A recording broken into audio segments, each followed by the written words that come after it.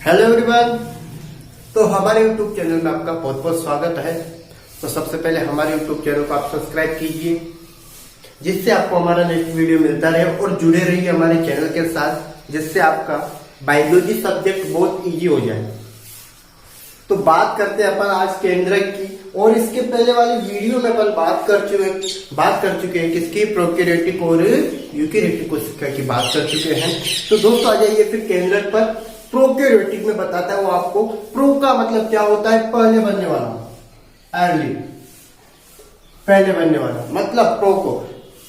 Carrion का मतलब केंद्रक, ऐसा केंद्रक जिसका फॉर्मेशन है, जिसका निर्माण पहले होता है, स्टार्टिंग में होता है, कोशिका के अंदर, उसको क्या बोलेंगे अपन, प्रोकैरियोटिक। क्या बोलेंगे, प्रोकैरियोटिक। प्रो का मतलब पहले, कैरियन का मतलब केंद्रक, ऐसा केंद्रक जो पहले बनेगा। ये बात आपको क्लियर हो गई।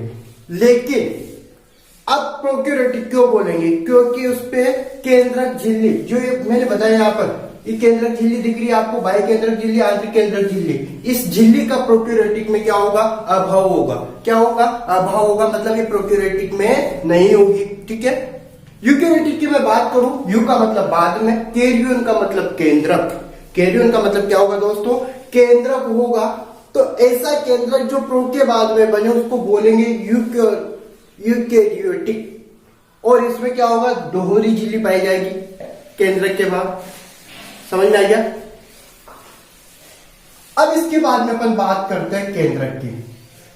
केंद्रक बहुत इंपॉर्टेंट है। केंद्रक की मैं बात करूं तो केंद्रक बहुत इंपॉर्टेंट है। केंद्रक को कोशिका का मास्टरमाइंड बोलते हैं। क्या बोलते हैं, कोशिका का मास्टरमाइंड। मास्टरमाइंड का मीन्स ये कोशिका पर अपना कंट्रोल रखता है। कौन, कि कोशिका को क्या क्या कार्य करना है, क्या कार्य नहीं करना है, ये कंट्रोल किसके पास रहता है, केंद्रक के पास रहता है। किसका, कोशिका का। इसीलिए इसको डायरेक्टर ऑफ द सेल भी बोला गया है। मैंने नोट किया है यहाँ पर, डायरेक्टर ऑफ द सेल।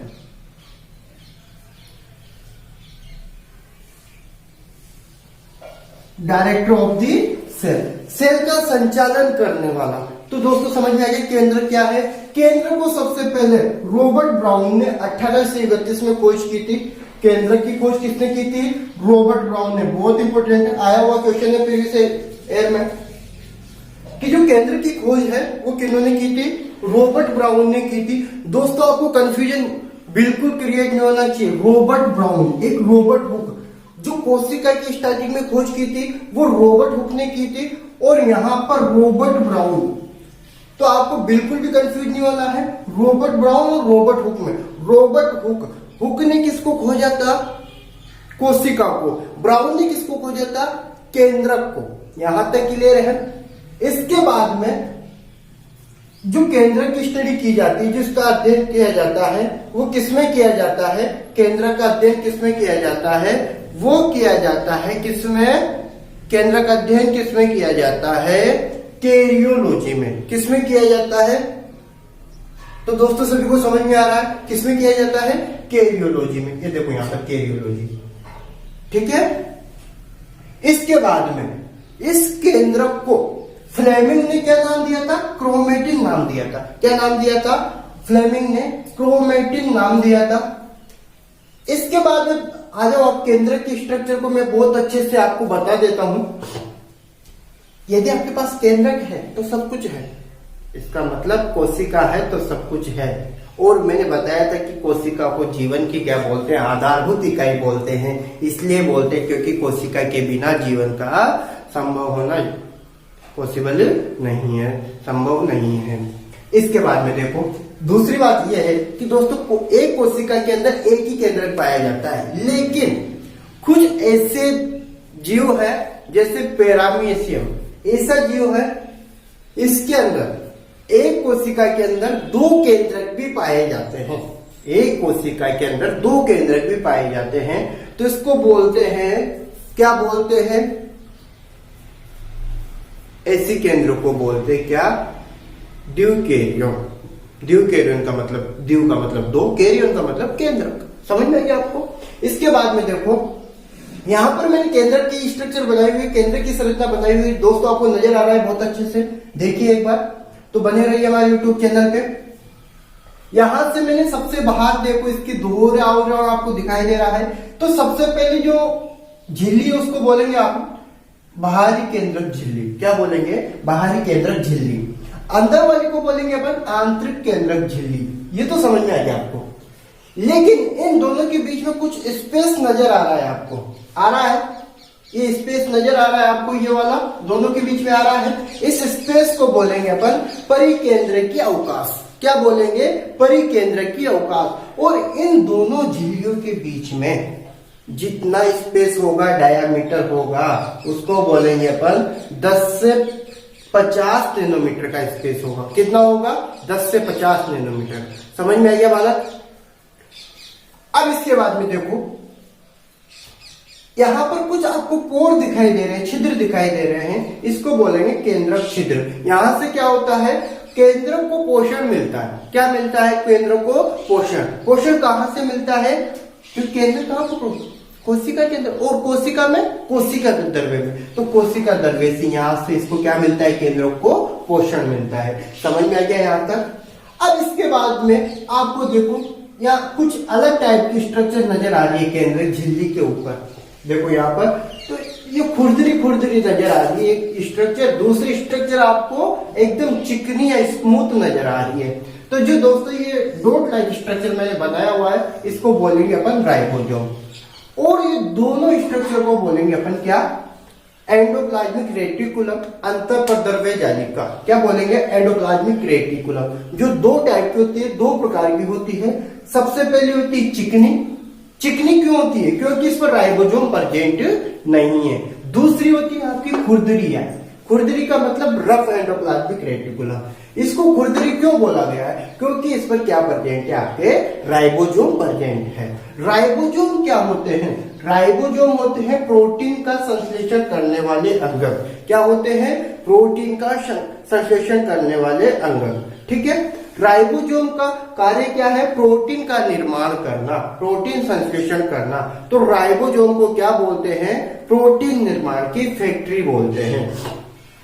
इसके बाद में मैं बात करूं, राइबोसोम की जो खोज की थी वो किन्होंने की थी? जॉर्ज पेलेट ने की थी 1953 में, 1953 में की थी।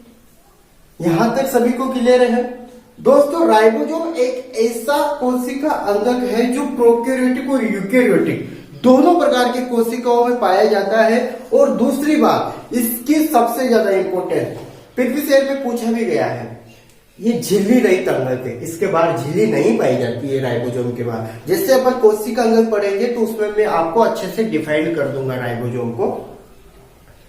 अब बात करते हैं चिकनी एंडोप्लाज्मिक रेटिकुलम की, स्मूथ एंडोप्लाज्मिक रेटिकुलम की। स्मूथ क्यों है? क्योंकि इस पर राइबोसोम प्रेजेंट नहीं है। और इसका कार्य क्या है? देखो, स्टीरॉयड का, लिपिड का निर्माण करना। जो लिपिड, और लिपिड क्या होते हैं? जितने भी स्टीरॉयडल सेक्स हार्मोन होते हैं वो सब स्टीरॉयडल होते हैं, स्टीरॉयडल नेचर होती है उनकी। ठीक है। यहां तक कुछ डाउट, किसी प्रकार का डाउट हो तो आप कमेंट बॉक्स में हमें डाउट शेयर कीजिए, जिसका आपको आंसर मिल जाएगा। ठीक है। अब बात करते हैं, देखो आपको इसमें कुछ जाल टाइप का नजर आ रहा है केंद्र के अंदर, आ रहा है दोस्तों। तो इस जाल को बोलेंगे अपन क्रोमेटिन जाल। क्या बोलेंगे? क्रोमेटिन जाल। क्योंकि मैंने बताया था फ्लेमिंग ने केंद्र को क्या नाम दिया था? क्रोमेटिन नाम दिया था। तो इसको बोलेंगे क्रोमेटिन जाल। ठीक है। इसके अंदर देखो डॉट डॉट लाइक कुछ नजर आ रहा है आपको, ये डॉट डॉट लाइक कुछ नजर आ रहा है, ये ऐसा डॉट डॉट लाइक कुछ नजर आ रहा है, ये वाला। इसको क्या बोलेंगे अपन? केंद्रक द्रव्य बोलेंगे। क्या बोलेंगे इसको? केंद्रक द्रव्य। केंद्रक द्रव्य, केंद्रक द्रव्य होता है क्या है? जहां पर केंद्रक की सारी क्रियाएं क्या होती है? भाग लेती है। वो कहां भाग लेती है? केंद्रक द्रव्य में। कहां भाग लेती है दोस्तों? केंद्रक द्रव्य में। कहां भाग लेती है? केंद्रक द्रव्य में। समझ में आ गया? देखो यहां पर कुछ मैंने लाइट और कुछ डार्क, देखो लाइट और डार्क। जो लाइट है उसको बोलेंगे अपन, क्या बोलेंगे?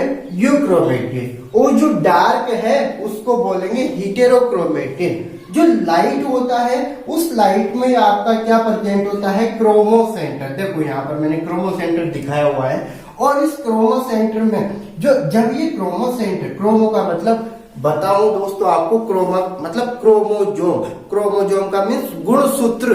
तो यहाँ पर देखो आप, क्रोमो सेंटर मतलब क्रोमोजोम का सेंटर, जहां पर किसका, क्रोमोजोम का निर्माण होता है, उसको क्या बोलेंगे अपन, क्रोमोसेंटर। क्या बोलेंगे अपन, क्रोमोसेंटर। क्या बोलेंगे, क्रोमोसेंटर। और जब ये क्रोमोसेंटर विभाजित होते हैं तो क्या बनाते हैं, गुणसूत्र या क्रोमोजोम बनाते हैं। क्या बनाते हैं, गुणसूत्र या क्रोमोजोम। और इसी को यूक्रोमेटिन नाम दिया गया है। इस यूक्रोमेटिन में डीएनए क्या होता है, अनुवांशिक पदार्थ होता है। और इसी पर क्या प्रेजेंट होते हैं, डीएनए पर जीन प्रेजेंट होते हैं। जो जीन क्या करते हैं, आपके एक पीढ़ी से अनुवांशिक लक्षणों को दूसरी पीढ़ी में ले जाने का काम करते हैं। तो जो कैरेक्टर प्रेजेंट होते हैं वो कहां पर प्रेजेंट होते हैं, जीन पर प्रेजेंट होते हैं। अब इसके बाद में यहां तक आपको ये तो समझ में आ गया, लेकिन देखो यहां पर आपको एक केंद्रक और नजर आ रहा है, लेकिन ये केंद्रक नहीं है। ये क्या है आपका, ये केंद्रिका है। और ये केंद्रिका को क्या बोला गया है, राइबोसोम की फैक्ट्री। क्या बोला गया है, राइबोसोम की फैक्ट्री। क्योंकि जो राइबोसोम का निर्माण होता है वो कहां पर होता है, केंद्रिका के अंदर। और ये केंद्रिका क्या करती है, जो केंद्रक होता है उसके फंक्शन को कंट्रोल करती है। जो केंद्रिका होती है न्यूक्लियस, वो किसके, न्यूक्लियस के फंक्शन को कंट्रोल करने का काम करती है। यहां तक सभी को समझ में आ गया। इसके बाद में बात करते हैं कंपोजिशन ऑफ न्यूक्लियस की बात कर लेते हैं। यहां पर देखो, कंपोजिशन ऑफ न्यूक्लियस, रासायनिक केमिकल कंपोजिशन। तो अब देखते हैं कि जो न्यूक्लियस का केमिकल कंपोजिशन होता है वो क्या होता है। तो इसका मतलब रासायनिक संगठन, मतलब इसमें केंद्र के अंदर क्या क्या उपस्थित होते हैं। तो सबसे पहले डीएनए, डीएनए जो अनुवांशिक पदार्थ होता है, बहुत इंपॉर्टेंट रोल होता है। तो डीएनए होता है केंद्र के अंदर कितना, 9 से 12%। कितना होता है, 9 से 12%। तो आप सब लोग नोट कर लीजिए इसको अच्छे से, बहुत सी बार आया हुआ है कंपोजिशन। प्रोटीन की मैं बात करूं तो प्रोटीन होता है 15% केंद्र के अंदर। कितना होता है, 15%। एंजाइम की मैं बात करूं तो एंजाइम होता है 65%। देखो सबसे ज्यादा अमाउंट में क्या है आपका, एंजाइम है, क्योंकि क्या करता है, टोटल एक्टिविटी को करवाने के लिए एक्टिवेट करता है।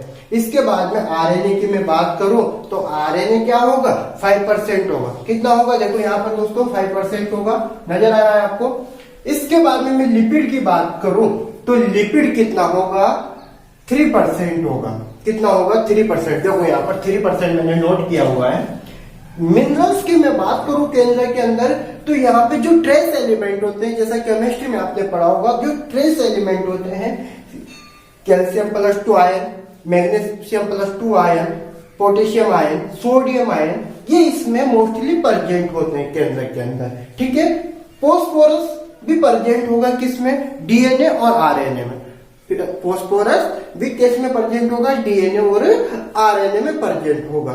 इसके बाद में दोस्तों अपन कोशिका अंग की बात करेंगे, जो बहुत इंपॉर्टेंट है। और वो आपको, तो जुड़े रहिए हमारे यूट्यूब चैनल पे। और हमारे, यदि आपने अभी तक हमारे यूट्यूब चैनल को सब्सक्राइब नहीं किया है तो हमारे यूट्यूब चैनल को सब्सक्राइब कीजिए। Thank you so much.